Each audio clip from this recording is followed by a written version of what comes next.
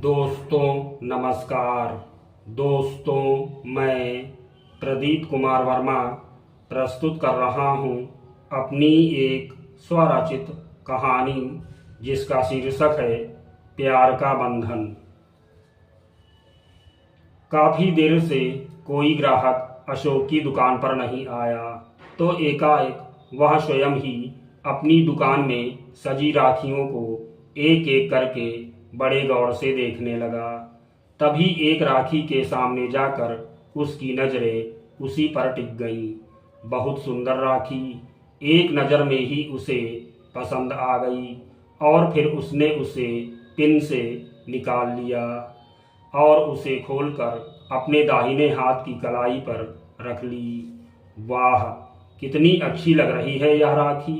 काश मेरी भी कोई बहन होती तो मैं यही राखी ले जाकर उसे दे देता और कहता, बहन यही राखी मुझे बांध दे। अशोक की नज़रें बराबर अपनी कलाई पर ही जमी हुई थीं। वह उस राखी को देखने में इतना मगन था कि उसे दुकान पर किसी के आ जाने का एहसास तक नहीं हुआ। ए मिस्टर, कहाँ खोए हो? कल्पना ने उसका ध्यान अपनी ओर खींचा। मुझे एक बढ़िया सी राखी चाहिए। बढ़िया सी राखी? ये लीजिए, बहुत सुंदर। इससे बढ़िया कोई राखी दुकान पर है ही नहीं। अशोक अपनी कलाई पर से वही राखी कल्पना को देते हुए बोला, बहन बहुत अच्छी राखी है, मुझे यह बहुत पसंद है। आपको भी जरूर ही पसंद आएगी। इसको कोई ना पसंद कर दे, सवाल ही नहीं उठता। देखिए। नहीं नहीं, मुझे कोई दूसरी राखी दिखाओ, मैं यह नहीं लूंगी।